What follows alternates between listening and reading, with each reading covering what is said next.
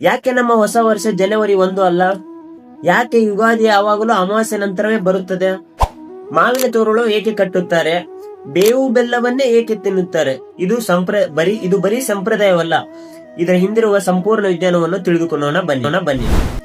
ಮೊದಲನೇದಾಗಿ ನಿಮ್ಮೆಲ್ಲರಿಗೂ ಯುಗಾದಿ ಹಬ್ಬದ ಹಾರ್ದಿಕ ಶುಭಾಶಯಗಳು.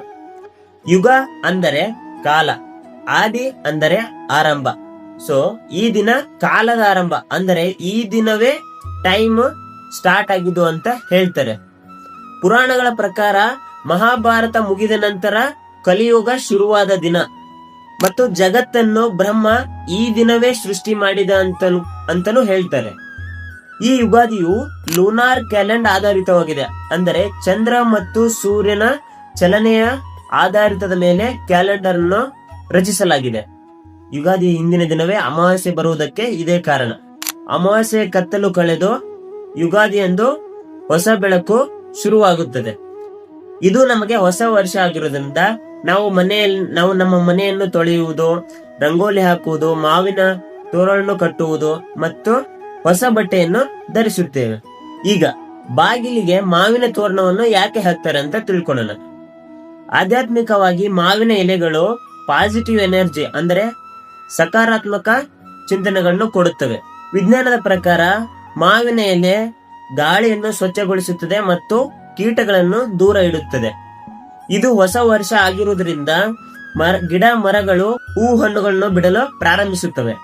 ಮತ್ತೆ ನಾವು ಬೇವು ಬೆಲ್ಲ ತಿನ್ನುವುದು ಏನಕ್ಕೆ ನೋಡಿ, ಜೀವನದಲ್ಲಿ ಸಂತೋಷ, ದುಃಖ, ಕಷ್ಟ, ಯಶಸ್ಸು ಎಲ್ಲವೂ ಇರುತ್ತದೆ. ಇಲ್ಲಿ ಬೇವು ಎಂದರೆ ಕಹಿ, ಕಷ್ಟ, ಬೆಲ್ಲ ಎಂದರೆ ಸಿಹಿ, ಸಂತೋಷ. ಸೊ ಜೀವನದಲ್ಲಿ ಕಷ್ಟ ಸುಖಗಳನ್ನು ನಾವು ಸಮನಾಗಿ ಸ್ವೀಕರಿಸಬೇಕು ಎಂದು ಇದರ ಅರ್ಥ. ವಿಜ್ಞಾನದ ಪ್ರಕಾರ ಈಗ ಋತು ಬದಲಾಗುವುದರಿಂದ ನಮ್ಮ ದೇಹದಲ್ಲಿ ರೋಗ ನಿರೋಧಕ ಶಕ್ತಿ ಕುಂದುತ್ತದೆ ಮತ್ತು ಹೊಸ ರೋಗಗಳು ಬರುವ ಸಾಧ್ಯತೆಗಳಿರುತ್ತವೆ.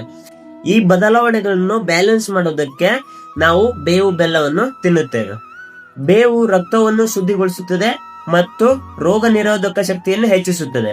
ಬೆಲ್ಲ ದೇಹಕ್ಕೆ ಎನರ್ಜಿ ಕೊಡುತ್ತದೆ ಮತ್ತು ನಮ್ಮ ಜೀರ್ಣಕ್ರಿಯೆಯನ್ನು ಸುಧಾರಿಸುತ್ತದೆ. ಇದು ಯುಗಾದಿಯ ಸಂಪೂರ್ಣ ಮಾಹಿತಿ.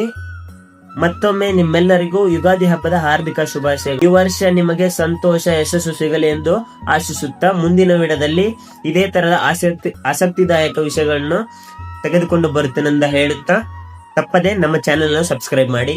ನಮಸ್ಕಾರ.